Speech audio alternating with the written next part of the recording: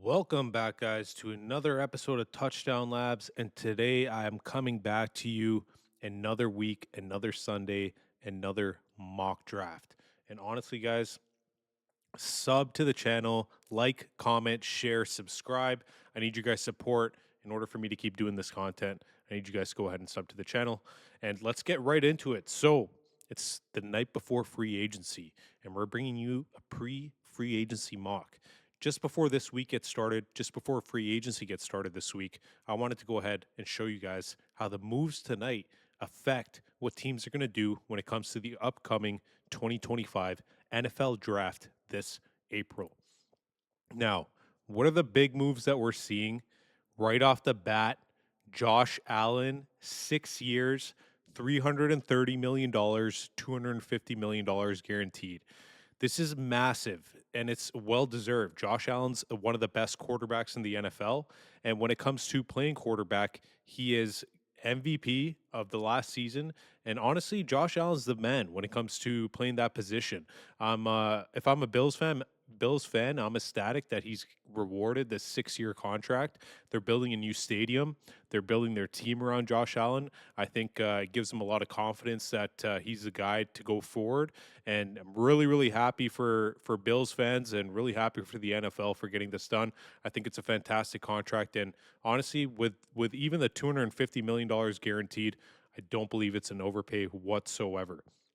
A couple of other different moves that went down today as well, just recently, as even an hour ago while I was recording this video.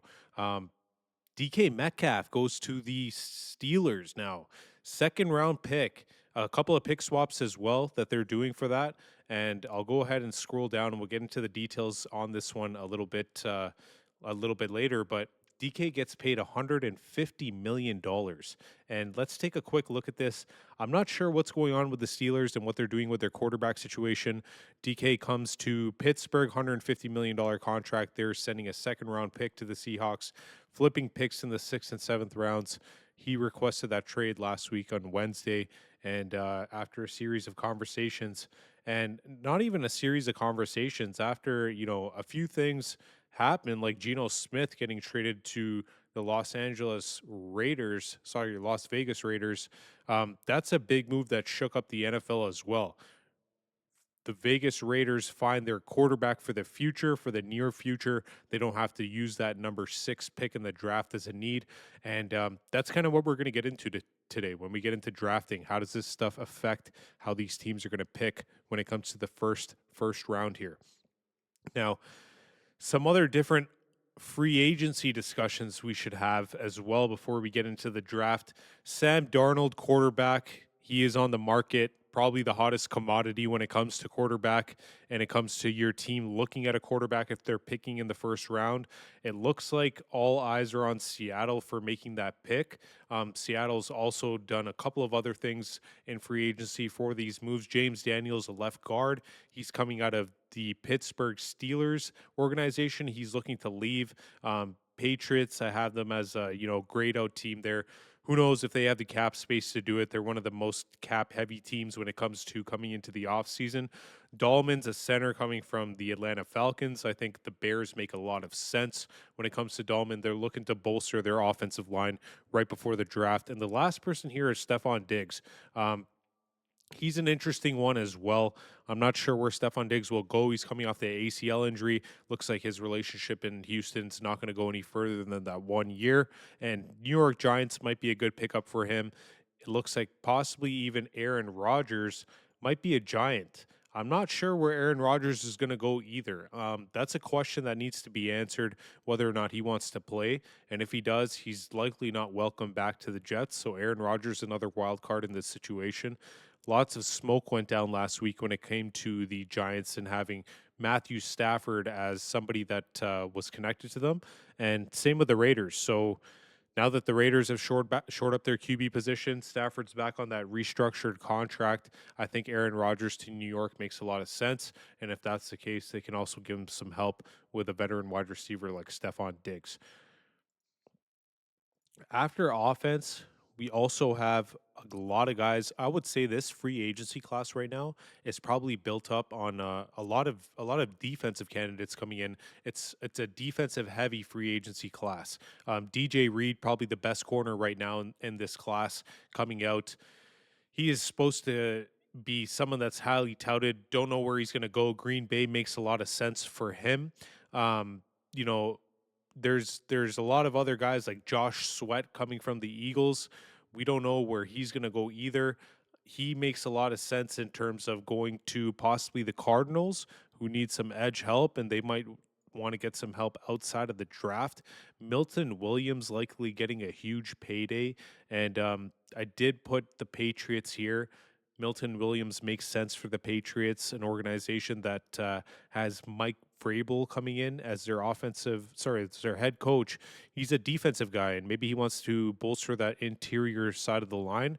And I think Milton Williams makes sense for an organization that has over $100 million in cap space. Uh, Huafunga, he's another guy that's going to be, I think, highly sought after safety that's been a little bit banged up. But the only reason the 49ers are getting rid of him is because they're in a little bit of a cap situation. So that's a problem as well. Chris Godwin, somebody I'll bring up as another free agent that's 29 years old. He was balling out until he had that left ankle injury in week 7. It was kind of in garbage time when he broke his leg, and he's young enough to potentially make his comeback. So he's another big guy that can be targeted. And we'll just go through this list real quick here. We mentioned Josh Sweat, but there's Khalil Mack who's on the edge. Like I said, very heavy focused free agency class on the defensive side of the ball.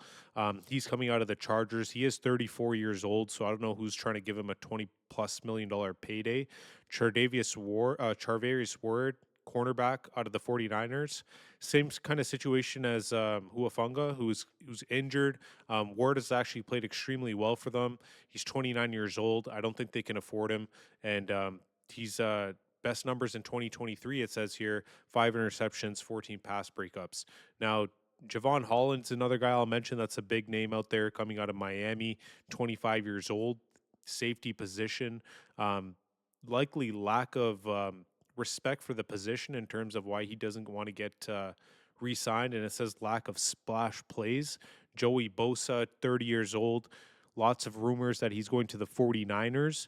And Dre Greenlaw, another linebacker out of San Fran. San Fran has a lot of guys that they're not picking up that contract for, and he's 28 years old, coming off an injury, and he tore his Achilles. If you guys remember in the Super Bowl, he was not at full strength this year until later on until the season, and he needs to go ahead and prove that he's healthy. Byron Murphy Jr. is another guy to mention as well. 27 years old, cornerback. I think he'd be a great pickup for teams. Devontae Adams just recently signed here with the Rams. And with Devontae Adams, like it's insane that he's gone ahead and signed with the Rams. Um, didn't imagine that happening whatsoever. Miles Garrett gets his contract re-upped by the Cleveland Browns. A little bit of drama there gets him locked in until 2030, and he has a no trade clause now, so he can't even ask for any way out. And his career, it looks like it's getting locked up with the Browns. DK Metcalf, another guy here, just recently went to the Steelers. I had a feeling it would be Houston, the Chargers, or the Packers when I started recording this video, and wasn't any of the three. Aaron Jones gets read up on a 2-year contract as well. It looks like Minnesota is not in need of a running back. I was mocking Omari and Hampton to them last week, this time around. Lots of other things that are happening as well in terms of free agency. Lots of moves today. We talked about Geno Smith, 3rd-round pick. That's what Seattle gets for shipping off their starting quarterback. Brandon Ayuk is another trade candidate here. That could be somebody that the 49ers are trying to shed that contract from. They shed Debo Samuel's $21 million contract when they shipped him over to the Commanders. The Commanders bolstered up their wide receiver position. And I want to mention the Cowboys here. There's a note on this free agency page, and we'll just quickly go look at it. But the top of the conversation after it says wide receiver Metcalf signed to a $150 million deal is that Jerry Jones might have a little bit of a selectively aggressive free agency, and it might not be a frenzy, but there'll be some substance to go around with who they want to pick. So Nick Bolton was somebody that I thought would go to the Cowboys, and it looks like he's been re-signed now to the Kansas City Chiefs. In terms of Nick Bolton's contract, we'll quickly just look that up right now. Nick Bolton got signed here for 3 years, $45 million, and $30 million fully guaranteed. So a team with one of the worst cap situations is able to lock up their star linebacker. And another person that's getting really a lot of attention to the Cowboys is Cooper Cup. I think more so in not a trade candidate. I believe he's going to be cut, but once he does get cut, the Cowboys might be a team that they're lining up for his services for wide receiver number 2. Devontae Adams was supposed to be that guy for a lot of people, and they said, Cooper Cup, we don't need you anymore, and we're going to go ahead and get Devontae Adams to do that job for us. So very, very interesting how that happened today. You'll see we talked about it. Jones signs for 2 years, $20 million, and then just up here, Sherwood, linebacker, another guy off the market. Jets get him $45 million, three years, and Seahawks, sorry, get Ernest Jones. That was another linebacker I think that was pretty high on people's list when it came to free agency. $33 million, $15 million guaranteed. So lots of guys going off the board today, early before Monday, and it makes things interesting. So it makes everything interesting in terms of what's left for needs when it comes to teams. They're filling these holes in. Falcons agreed to an extension with left tackle Matthews, $45 million. That seems to be a number that's going around quite frequently today. We've called that out a few times, but it looks like Rico Dowdle is going to get some interest here in free agency as well. So now that we went through free agency and I just covered really the crazy stuff that's been happening already today with all the signings and the bags being thrown out right before Monday happens and free agency kicks off tomorrow, it's going to be interesting. I'm going to do a mock today, and this mock is going to be extremely different from the mock we end up doing next Sunday next week. And the reason being is free agency is likely tier 1 is going to be completed. So this will be in anticipation for some guys that are yet to be signed, but really interested to see what happens. And now I'll go into explain to you guys how this is going to affect our draft and really affect how we're going into the 2025 NFL draft this April. So Tennessee Titans are on the clock. And what am I going to do here with the Tennessee Titans? So one thing I will say with the Titans, and for team needs, we're just going to go off what's on this site just to make life easy for everybody. And they do need edge. And the Titans could go ahead and take a quarterback here.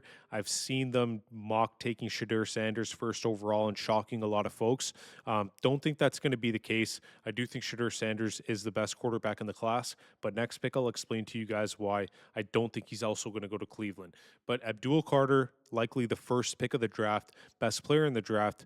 The Tennessee Titans don't screw around, and they go ahead and make sure that they're getting their BPA at number 1 overall. Now, we're moving on to Cleveland. And what does Cleveland need? Quarterback, cornerback, defensive line. Now, it's likely here that Cleveland goes and takes the quarterback of their future. Not because just Deshaun Watson had a scandal, not because Deshaun Watson tore his Achilles twice, but because they need a quarterback on a cheap NFL contract. And in order to get that, they can do that for 5 years by drafting somebody in the first round. And they can draft one of the best quarterbacks that they feel is here because they have the second overall pick in the draft. How do they do this now? They go ahead and take Cam Ward. I talked about this last week. I don't think they take Shadur Sanders with all the scandals that happened to Deshaun Watson. I don't think they want that publicity anymore. So they go ahead with the safe pick. They go ahead with the, consensus pick that a lot of media folks have with taking Cam Ward as the number 1 QB right now.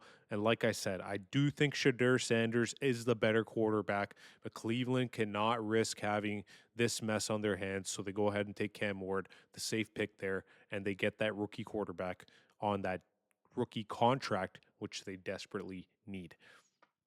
New York. Now, just seeing what's happening in free agency and discussing what's just happened, likely Aaron Rodgers is somebody they can take at quarterback as a veteran. They don't have to get forced to pick into a quarterback this high, but I don't think they make that mistake. Shadur Sanders is that guy. He stays in New York. He can handle the spotlight. They make life easy for themselves. They pair him with somebody like Malik Neighbors. They're able to get somebody like Stephon Diggs in free agency. They can go ahead and take care of edge and defensive line extremely high in the second and third round. And I think they go ahead and set themselves up by picking a quarterback for their future. And I heard a lot of rumors that, Stafford was the guy for them. That made sense. Aaron Rodgers, in my opinion, is washed up. He's a little bit too old. I don't think he deserves to take that spot and get them picking elsewhere when it comes to other players in the draft. And let's be honest, guys, what are the options here? Travis Hunter, Mason Graham. We can go a different route and go offensive line or a different edge or the first interior off the board. I don't think that makes the Giants better, and that leaves them in the same position that they've been in for a few years where they don't have their quarterback for the future. So let's go ahead and solve that problem for them.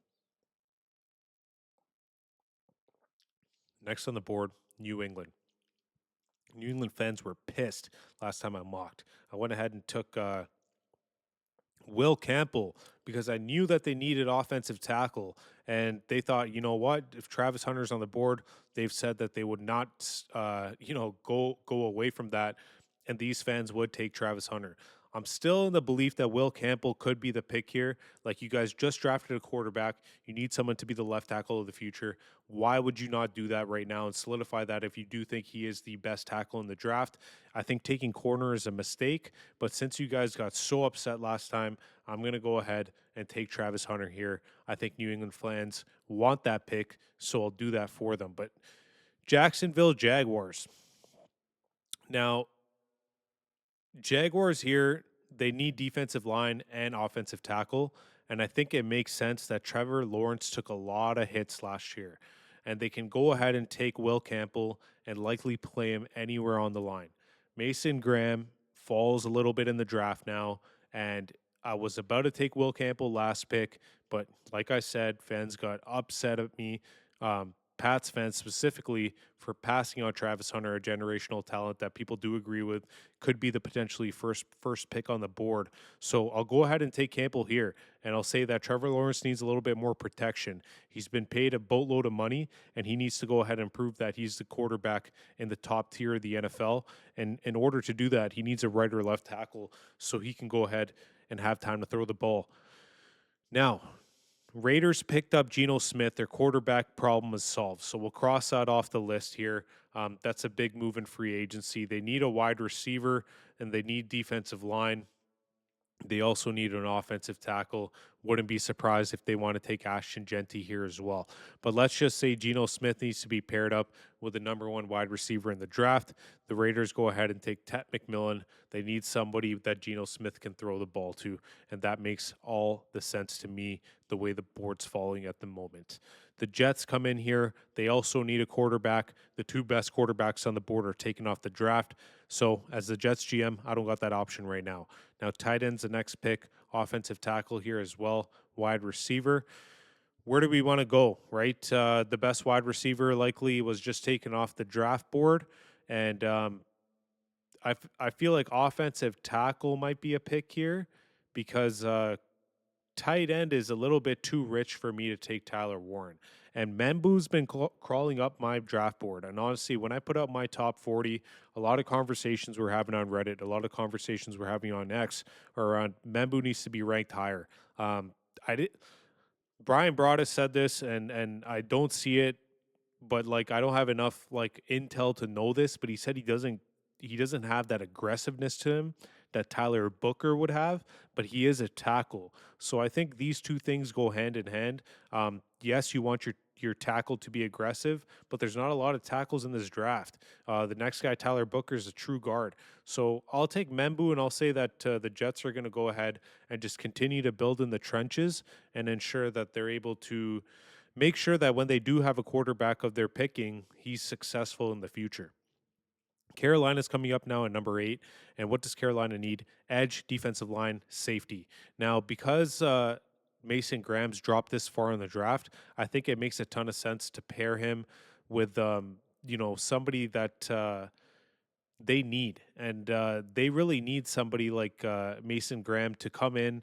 They had an injury there on the defensive interior last year. If that player comes back, it'll be extremely successful to have both these guys in the interior. And I think that'll be a beast for them to build their defense around going forward.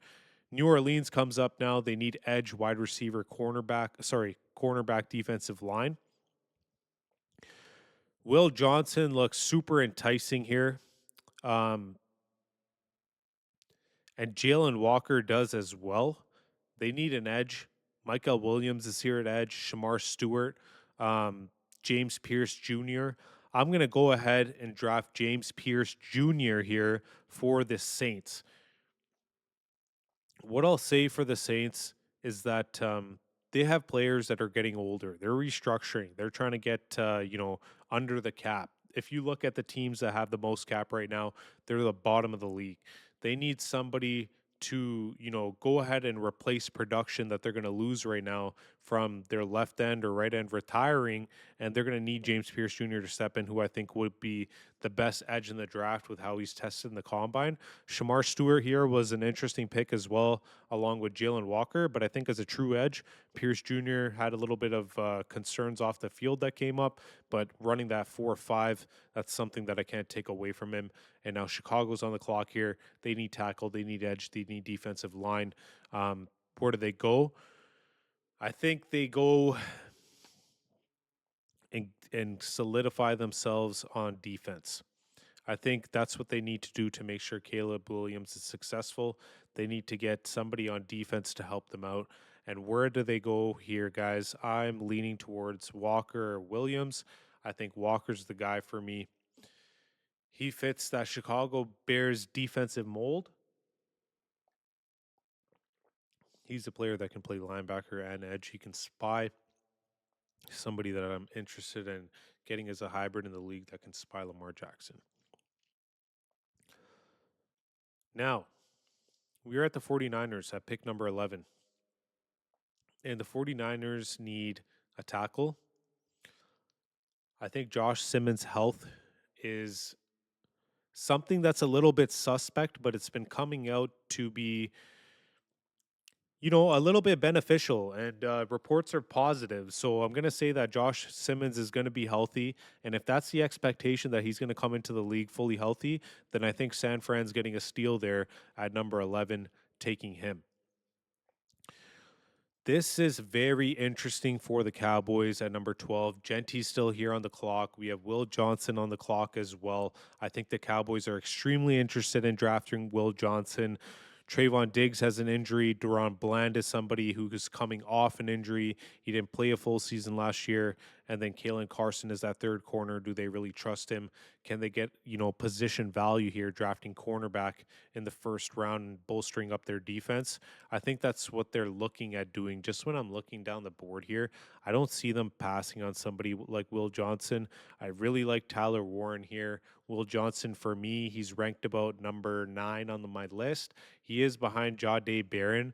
I don't think the Cowboys would pick Jahdae Barron because it's nickel corner specifically, and they feel like Blank could play that position and play outside. So it's not giving them really enough versatility at that position. And I think Patrick Surtain is a good comp for Will Johnson. So that's exciting as well.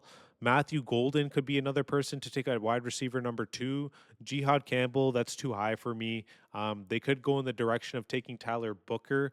That'd be 3 offensive linemen the last 3 years. I think it's a little bit too rich to take at that position.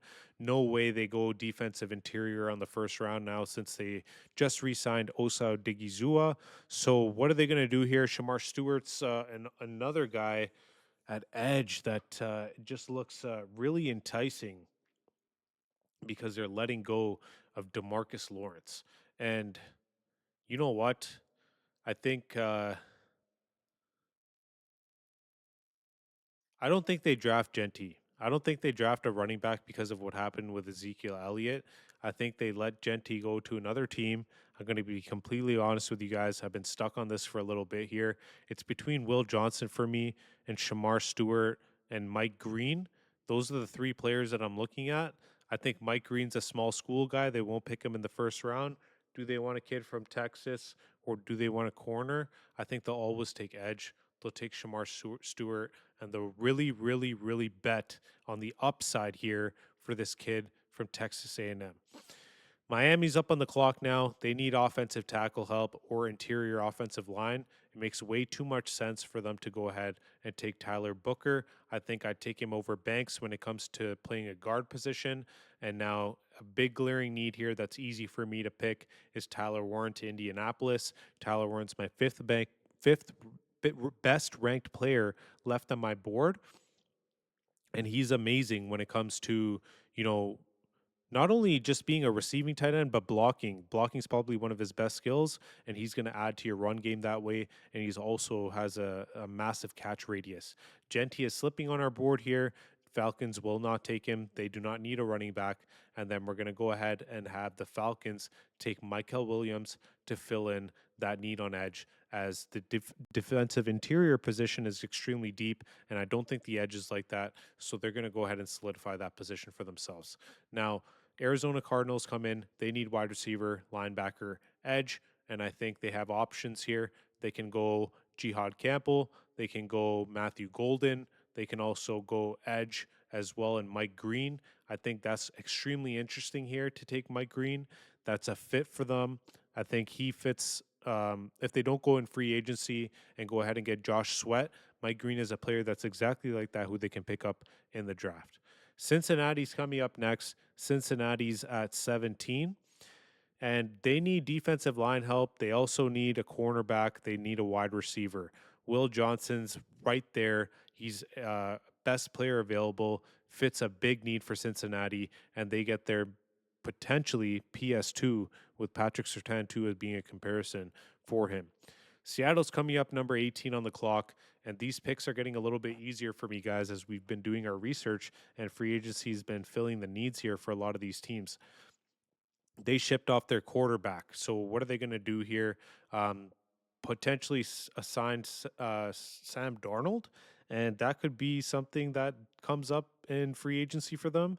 I'm not sure if that's something that they're open to. I don't think they'll take a quarterback here because nobody's really left. Edge and wide receiver are next. Edge, wide receiver, defensive line. Kenneth Grant is here on defensive line. They could take him, pair him up with Byron Murphy, but I think they'll go ahead and take wide receiver. And I'm gonna actually wide receiver. But yeah, I'm gonna go ahead and take another Ohio State wide receiver. He played with JSN. They go ahead and pair them up in the NFL. I think that makes a lot of sense as well. Tampa Bay's coming up here. Chris Godwin's a free agent. Wide receiver's a big need for them. Edge is a need for them as well, and safety. Malachi Starks is here. He fills a big need for Tampa Bay. Very smart player, high IQ, and I think he performed well enough in the combine to keep himself in the first round. I know at the beginning of the year he was mocked in the top 10, but now it's looking like closer to the 20s for him. Denver's coming up here. Tight ends a need, wide receiver, safety, interior offensive line. I think they build around Bo Nix. Go ahead and take Kelvin Banks. He's a perfect pickup for them for the interior of the offensive line. Don't think like he plays like a tackle in the NFL, but he's somebody that can play on the inside. Pittsburgh Steelers just solved their number one need with DK Metcalf, and wide receivers knocked off the board. So they'll go ahead and take Kenneth Grant. One technique here will fill a need for them on the defensive line. Steelers fans can look at me and say, hey, we'd probably take Walter Nolan. He's the 3 technique. He can go beside Hayward, but I think Hayward can kick to the 3 technique, and they need that Kenneth Grant up in the middle for them. It'll help TJ Watt as well. They have the pass rush, so I don't think they need the penetration, but stopping the run in a division that has Derrick Henry and, a Bengals team that can run the ball as well. I think it's important for them. They also have they're used to Nick Chubb before that injury running really for almost 2,000 yards every single year. So they need to stop that and make sure Cleveland isn't able to run the ball either. And I think Kenneth Grant makes a lot of sense. Chargers up next on the clock. Running back Genty's draft really dropped really far in the draft. Pick number 22, best player available. This is a shocker. I never thought Genty would drop this far, But guys, this is what happens. If we don't force the pick here to the Raiders, if we don't force the pick to the Bears, and then if we don't force the pick to the Cowboys, the realistic question is, where does Ashton Genty go from there? And it's all the way down to pick number 22 at the Chargers. And they're the next team that's a running back needy team. And they go ahead and pick him up at 22, and they're ecstatic. He's my number 3 ranked player on my board. But I just couldn't take Genty being the Cowboys GM because I know they want to help that defense out. I know they want to go ahead and get Flus some help. And I'm thinking that, Tyler Lockett or somebody like that might be a wide receiver too that they re-sign in free agency. And maybe they bring Rico Dowdle back and go ahead and draft back in the second round here. A draft that is a little bit running back heavy. So maybe they can trade back in a little bit earlier, but they get that need beside Micah Parsons fixed in terms of edge. And I know Nealand was somebody that you're going to say he was drafted in the second round last year. Why would you take edge? We need defensive interior. It was a little bit high for me to take an interior player, and Shamar Stewart is he could be. People are comparing him to Myles Garrett. So if that's the case and that's his comparison, we just wanted to trade for Myles Garrett, put Shamar Stewart on the team, let Nealand stay there, and let Sam Williams come back healthy. I think that's important. Let's see how this mock ends up playing out this week. I think it was fun to take an edge and take somebody who I thought was an athletic freak. Green Bay here at number 23. They are coming in. They need cornerback, wide receiver, offensive tackle, linebacker. Jahdae Barron is a cornerback for them that'll fit great in their system. I think he's a nickel corner. Fans might be a little bit upset that they're getting, somebody who can only play on the inside. He's a player that locks down the middle of the field. He can lock down a tight end. He's like a Kyle Hamilton, Brian Branch-esque type of player. You don't have to worry about any kind of in-breaking routes. He's really good at transitioning on pick plays. Fantastic in terms of running at the combine. I think at pick number 23, you're knocking this out of the park. You're taking care of a need. Don't make things too complicated. Defensive line is up next for Minnesota Vikings safety interior. They just re-signed Aaron Jones. When I'm looking at defensive line and I'm looking at these guys, Walter Nolan is just screaming, "Pick me" at the top of the list here. Could have went to the Steelers. We picked Kenneth Grant to the Steelers instead, but Walter Nolan doesn't make it too far down the list. Minnesota takes him. I had Omari and Hampton here last week, but they take care of a need on the inside because they've gone ahead and re-signed Aaron Jones and committed that years to him at 2 years and about $20 million. Houston needs a wide receiver. Luther Burden's here. Matthew Golden's here as well. Matthew Golden makes way too much sense to me. Ran an extremely good 40-yard dash when it came to the NFL Combine. I think Burden's more of a slot corner. Houston has that in Tank Dell if he comes back healthy from his injury. And they need somebody on the outside. They need somebody who's and Golden's from Texas, and he played in Texas here, right? So I don't know if he's from there, but he played there, and it's not far from home at Houston. He can come in, be that number one to C.J. Stroud. They needed that from Stephon Diggs last year. They don't get it. He gets released back out to free agency. Golden gets that opportunity here with C.J. Los Angeles Rams now. Wide receiver 2 is a need that's picked up from them because they signed Devontae Adams to like a 40-something million deal. Devontae is now the wide receiver number 2 there with Puka Nacua. Matthew Stafford comes back on a restructured deal as well. They need help on the offensive line. What can they do here? Now, when it comes to offensive tackle, Connerly's ranked number 32, and then Cameron Williams, Ursery is there as well. I think they're a little bit too low for us, and we can look at Greg Zabel, might be a reach. Donovan Jackson's a fantastic interior offensive lineman as well. And then there also is tight end here, and Higbee said he's coming back, but Jihad Campbell might be somebody that they want to reach for. So it's kind of between Loveland and Mason Taylor, Jihad Campbell. I think they can get tight end later. Linebacker's a little bit tougher. Can they get interior offensive line later as well? Likely. It'd be a reach to take Greg Zabel right now. So I'll go ahead and I'll fill a need. I'll take linebacker off the list, Jihad Campbell. I think that makes a lot of sense. Baltimore's here. They also need, they don't need offensive tackle anymore because, Ronnie Stanley's gone ahead and been re-signed. They might need some interior help. They also need help at corner and linebacker. We just had a linebacker coming off the board. They don't need anybody this high behind Derrick Henry. So let's look at the corners left. Siobhan Ravel, Maxwell Harrison, Benjamin Morrison, Isaiah Thomas. Isaiah Thomas makes a lot of sense. They could go and help Lamar Jackson on the interior of the offensive line as well, but I think it's a little bit too high for them to draft there. So, in terms of best player available for the Baltimore Ravens, I'm just looking at it, guys. I think it's Greg Zabel. They take an interior offensive lineman, fit a need for them, and he's the best player, likely, or one of them on their board. Detroit's here. We're almost at the end of the draft, almost at the end of the first round. Detroit's here at pick number 28. Detroit needs help at edge, defensive interior, wide receiver, offensive tackle. They can go Derek Harmon here. That's a fantastic pick for them. They can also go Luther Burden. Edge, Nick Skirden. I don't know if I would pick him. That's not, and I'm picking like on the GM, so that's not what I'm leaning towards. I know Skirden had, the production, but I took Stewart as a Cowboys GM because of the upside. Offensive line here, they could build around them. Why don't we go ahead and get them another weapon? We will go ahead and draft. Actually, I was going to draft Luther Bird into them, but I don't think they need that with St. Brown being able to move around the line. So they need edge or defensive interior. We'll go ahead and pick Harmon. Mocked as the next Chris Jones. I think he'd be a fantastic pickup for them. McNeil, I believe, is going into free agency, so it doesn't force their hand in terms of needing to sign that interior defensive lineman. Washington's coming up here. Really easy pick to give him Luther Burden. He's coming in, able to help Jaden Daniels. Wide receivers, one of their biggest needs. If they don't fill that in free agency, they can go ahead and get a nice young weapon to pair with their young quarterback for the years to come.